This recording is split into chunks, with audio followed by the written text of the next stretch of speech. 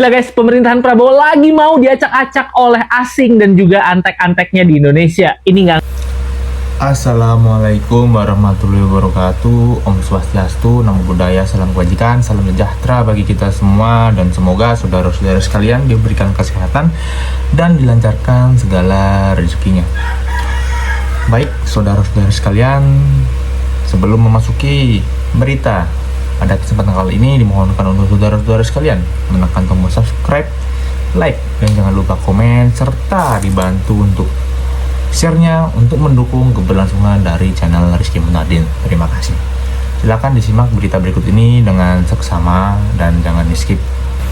Baik, saudara-saudara sekalian, pada kesempatan kali ini saya akan membawakan berita bahwasanya antek-antek asing ingin mengacak-acak negara Indonesia, ingin mengacak-acak perekonomian negara kita tercinta. Banyak juga elit global yang menekan presiden kita Prabowo Subianto, sehingga ada juga yang ingin menggulingkan kepemimpinan dari era presiden kita Prabowo Subianto. Ada juga antek-antek asing dari Soros, yaitu George Soros, yang membiayai warga kita untuk melakukan penggiringan opini supaya negara kita ini menjadi kacau. Mereka atau antek asing ini sampai menggelontorkan dana sekitar 1.800.000 dolar sekitar itu untuk membiayai agar negara kita ini kacau. Apa sih sebenarnya motif mereka? Dan bagaimana kelengkapan beritanya? Silahkan tonton berita berikut ini dengan seksama dan jangan di-skip. Percaya nggak ada kekuatan asing yang rela ngeluarin uang jutaan dolar biar Indonesia kacau balau?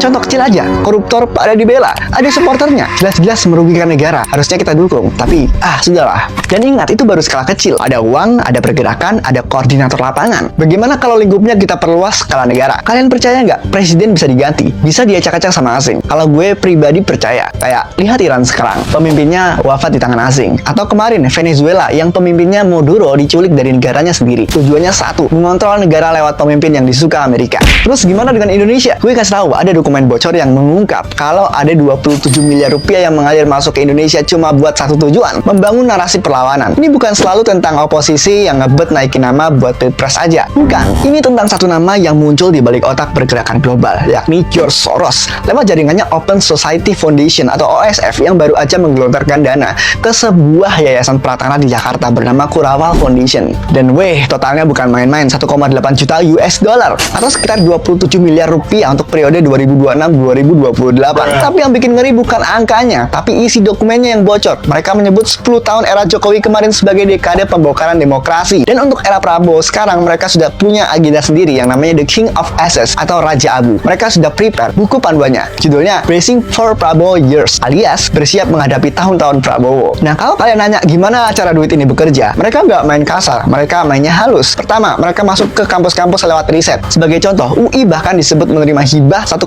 miliar untuk riset soal perjuangan kelas. Kedua, mereka masuk ke ranah agama. Ada program yang namanya Nahdoh yang menyasar tokoh-tokoh muslim progresif di pesantren, NU, hingga Muhammadiyah dengan dana miliaran rupiah. Dan ketiga, mereka membiayai dana cepat tanggap. Jadi kalau ada aktivis yang ditangkap karena demo rusuh Agustus September kemarin contohnya, duit ini dipakai buat bayar safe house atau pengacara. Nah, intinya ada infrastruktur keuangan asing yang siap jadi bahan serep buat siapapun yang mau bikin gaduh di jalanan atau di media sosial. Tujuannya satu, pergantian rezim. Dan dampaknya ke lo apa? Lo dipaksa buat benci sama negara lo sendiri. Lo dikasih konten TikTok pendek, YouTube Short yang isinya provokasi biar lo ngerasa Indonesia lagi hancur-hancurnya. Padahal stabilitas itu mahal harganya. Begitu ekonomi kita goyang karena kerusuhan, yang rugi bukan pemerintah, tapi lo yang jualan online, lo yang kerja kantoran, kita semua. Jadi kritik itu boleh kok, tapi kita harus cerdas dan pilih-pilih mana yang menjerumus ke arah kritik untuk perbaikan dan mana kritik untuk kehancuran. Terus kita harus gimana nih? Pertama, skeptis. Kalau ada narasi yang terlalu selalu menyudutkan atau mengajak ribut, cek siapa dalang di belakangnya. Jangan mau jadi pion gratisan buat kepentingan asing. Kedua, bersihkan timeline. Mulai sekarang unfollow atau blok akun-akun yang isinya cuma provokasi tanpa solusi dan suka konten adu domba. Gue bukan nyuruh lo buat dukung Prabowo, tapi gue suruh lo untuk hati-hati dan jangan lata ikut pergerakan yang bikin Indonesia bubar. Kita cukup amati dan kasih ruang buat pemerintah bekerja. Kalau nggak suka, kritik, namun yang membangun, biar cepat sadar tanpa harus ada bumbu adu domba. Intinya, jangan sampai negara kita kayak negara sebelah yang berhasil diacak-acak rezimnya dan diganti pemimpin boneka yang nurut sama asing. Gila guys, pemerintahan Prabowo lagi mau diacak-acak oleh asing dan juga antek-anteknya di Indonesia. Ini nggak ngarang,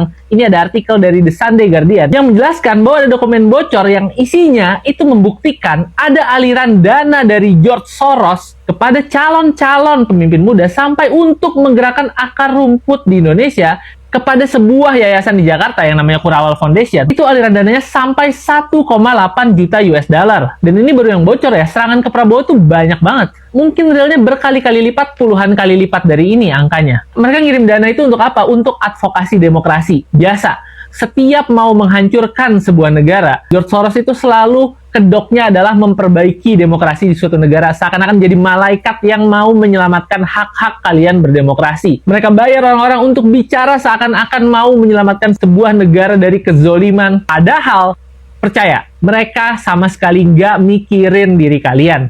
Mereka tuh cuma mikirin keuntungan mereka masing-masing. George Soros cuma mikirin mau short selling rupiah dan juga mau nyerok semua instrumen keuangan dari harga bawah. Antek-anteknya yang dibayar itu juga cuma mikirin bayarannya aja. Mereka nggak bener-bener mikirin kalian. Gayanya aja di atas panggung, orasi, seakan-akan mau memperjuangkan Indonesia yang baru. Padahal di kepala mereka itu cuma duit doang. Buat kalian pikirin ya baik-baik. Kalau Prabowo sampai diturunin, yang rugi siapa? Yang rugi pasti kalian juga. Program-program ini udah jalan semua. Kalau itu semua di-cancel, di-reset lagi dari awal, itu negara ini nggak kemana-mana. Hilang semua itu uang yang udah dikeluarin untuk usaha perbaikan yang gila-gilaan di setahun awal ini. Nih yang kalian harus pikirin, kalau Prabowo turun, siapa yang akan naik?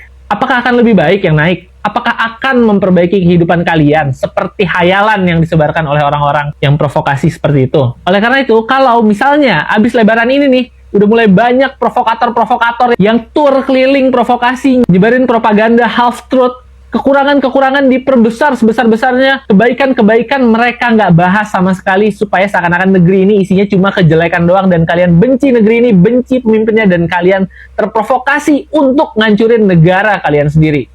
Kalau ada yang kayak gitu, jangan mau ikut-ikutan, lawan dengan narasi persatuan. Kita jaga Indonesia di tengah ketidakpastian global. Kita jaga negara ini dari asing-asing yang mau menghancurkan Indonesia dan juga antek-anteknya yang dibayar dengan uang jutaan dolar kayak gitu. Please berpikir jernih, jangan mau memuluskan agenda mereka, karena ujungnya kalian semua yang akan dirugikan dari kejahatan yang mereka lakukan. Ternyata banyak orang Jakarta yang dikasih 2 miliar sama Open Society Foundation punya George Soros, lo lihat. Salah satu contohnya ini, dia dapat funding sekitar 120 ribu dolar atau sekitar 2 miliar rupiah. Dan kalau kita lihat datanya di website resmi Open Society George Soros, ada sekitar 5 orang di Jakarta yang didanain sekitar 2 miliar rupiah per orangnya. Tugas mereka ngapain? Yaitu membentuk opini publik soal Indonesia. Karena mayoritas profesi mereka adalah jurnalis sama filmmaker. Ya mau gue kasih tau ke kalian guys, asing-asing ini tuh bukan sekedar teori konspirasi. Bahkan ini datanya bisa kalian lihat sendiri di website resminya Soros. Ternyata di luar sana emang banyak banget program hibah internasional yang ngedanain kayak isu demokrasi, HAM, sampai ngebentuk opini publik suatu negara. Pertanyaannya satu, narasi yang mereka buat dari dana internasional ini untuk kepentingan siapa? Apakah buat kepentingan rakyat Indonesia? Ya jelas bukan, soalnya dananya mereka pakai sendiri buat nulis, bikin film, bikin riset, yang ujung-ujungnya adalah melakukan framing juga. Jadi mereka yang dapat duit, kita mah dapat hasil framing mereka doang di sosial media. Indonesia gelap lah, bubar lah, dan lain sebagainya. Hacksnya cuma satu, kalau kalian lihat konten negatif, pesimisme, Indonesia gelap bubar besok lusa, kalian langsung blok aja atau klik not interested, dah kelar, bersih timeline kalian. Swept away, I'm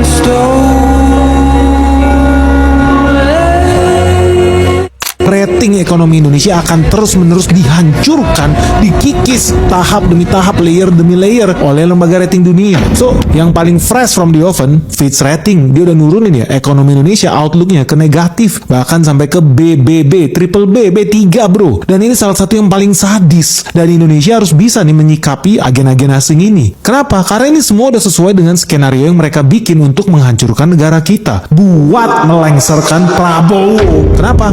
Karena Karena Prabowo sering bikin blunder guys. Sadar nggak sadar dia sedang dijebak. Dan ini udah sesuai polanya seperti yang terjadi di negara-negara lain. Apa? Teman-teman kemarin lihat nggak? Bursa efek Indonesia itu hancur gara-gara apa? Moody's. Mereka jatuhin rating kita di bulan Februari. Dan itu dia keluarin menyusul serangan yang sebelumnya dilakukan MSCI and the gang. Jadi ada perusahaan di muka bumi ini guys yang kerjaannya itu bikin rating. Kalau di Indonesia misalkan lembaga rating yang paling terkenal kalau lu mau keluarin kredit Pevindo. Jadi lu mau bikin rating nanti kasih tahu perusahaan lu bisa kolaps apa enggak. Perusahaan lu mau keluarin surat utang bunga 7% sanggup bayar nggak sih perusahaan lu?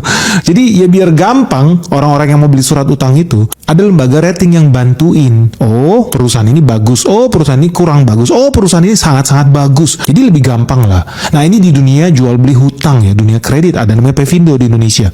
Salah satu lembaga rating yang terkenal ada di dunia itu adalah Moody's. Jadi apa pekerjaan Moody's? Moody's itu kerjanya ngasih peringkat kelayakan kredit sebuah negara, sebuah perusahaan, sebuah bank atau sebuah obligasi, bahkan proyek infrastruktur aja dia bisa kasih rating. Jadi gampangnya gini guys, rating yang dikasih Moody's itu paling bagus tuh AAA, AAA ini nomor wahid guys. Ini keren, ini banyak negara-negara yang super kaya adanya di sini nih. Termasuk kalau lu lihat negara Skandinavia, Norwegia itu AAA guys. Dipercaya. Di bawah AAA A 3 kali itu yang A-nya 2 kali, AA. Di bawah A 2 kali ada yang A-nya cuma sekali, itu A doang. Nah di bawah lagi nih, makin nyungsep lagi nih, rankingnya apa? BAA. Di bawahnya BAA, BA. Di bawahnya lagi B doang. Di bawah B ada lagi nggak? Ada. CAA. Di bawah CAA, CA. Di bawah CA, C. Sampai kemudian negara lu dianggap negara gagal ketika udah masuk ke zona C guys. Kenapa lembaga-lembaga rating tuh hobi banget serang Indonesia dan terkoordinasi? Dia lakukan ini seperti orkestra guys. Simple aja. Kalau lu lihat pemegang sahamnya Moody's, perusahaan rating ini yang menghancurkan citra ekonomi Indonesia, siapa? Di dalamnya ada Vanguard, di dalamnya ada BlackRock, di dalamnya ada State Street, di dalamnya ada Berkshire Hathaway. So mereka lakukan serangan terkoordinasi ini bukannya ngadi-ngadi. Berdasarkan data, ownernya sama, pemilik Moody's dengan MSCI. Ah masa sih? Coba lu lihat, MSCI itu apa? Perusahaan, kerjanya apa? Cari untung. Dengan apa? Mereka menggrading perusahaan-perusahaan emiten-emiten, bursa-bursa efek di luar negeri, di dalam negeri, semua di rating sama dia. Tapi kalau lu lihat secara spesifik, lu mau jujur, kenapa terkoordinasi? Ternyata pemilik MSCI dengan lembaga-lembaga rating itu sama guys. Data menunjukkan siapa pemegang saham terbesar MSCI. Vanguard, BlackRock, State Street, sama guys. Ini permainan yang dilakukan mereka untuk menyerang negara-negara yang kecil. Saham-saham gorengan, negara-negara Indonesia levelnya kayak saham gorengan. Pemerintahannya banyak korupsi, dibiarkan, institusinya lemah, gampang buat diacak-acak. Apalagi ketika isinya orang-orang yang gampang disogok guys. Pengkhianat bangsa ada banyak. Udah, bayar media, bikin demonstrasi bayaran, selesai. Jadi teman-teman, gua garansi dalam beberapa hari ke depan pun lu bakal lihat rating Indonesia akan terus-menerus diusahakan anjlok. Kenapa? Simple, karena mereka mau dapat cuan.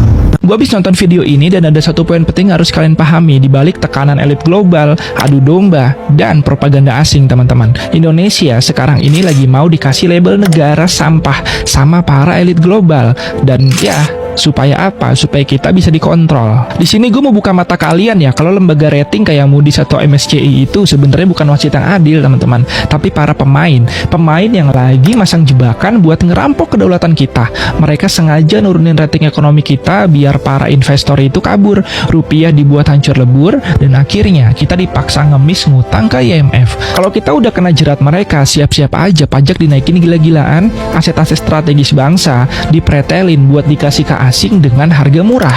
Kita harus tahu teman-teman, kalau pemilik-pemilik lembaga ini itu ya orangnya mereka-mereka aja ternyata. Raksasa keuangan macam BlackRock atau Vanguard, mereka ini lagi mainin orkestranya buat bikin ekonomi Indonesia itu kelihatan gagal total. Efeknya teman-teman bisa bayangin lah, mulai dari bunga hutang negara jadi selangit dan bayarnya itu tetap wajib pakai dolar, padahal pendapatan kita itu kan rupiah teman-teman.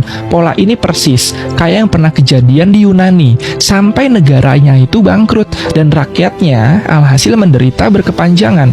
Kita jangan mau sekarang cuma jadi penonton pas nasib negara ini lagi diadu domba, lagi masuk ke tekanan krisis kayak kejadian di Timur Tengah, dan kita dipermainin sama kepentingan global gitu loh. Ini bukan lagi tentang DFK, hoax, atau suntikan dana asing, tapi kedaulatan bangsa untuk meruntuhkan apa yang selama ini kita bangun. Baik saudara-saudara sekalian, itu dia berita yang dapat saya sampaikan. Dimohonkan saudara-saudara sekalian untuk menekan tombol like, subscribe, dan juga komen, serta dibantu untuk share-nya untuk mendukung keberlanjutan dari channel Rizky Mutadin. Dan juga sekali lagi saya ingatkan untuk saudara-saudara sekalian untuk selalu mencari kebenaran dari segala jenis berita untuk menghindari hoax dan untuk menghindari penggiringan opini yang tidak pasti. Baik, terima kasih.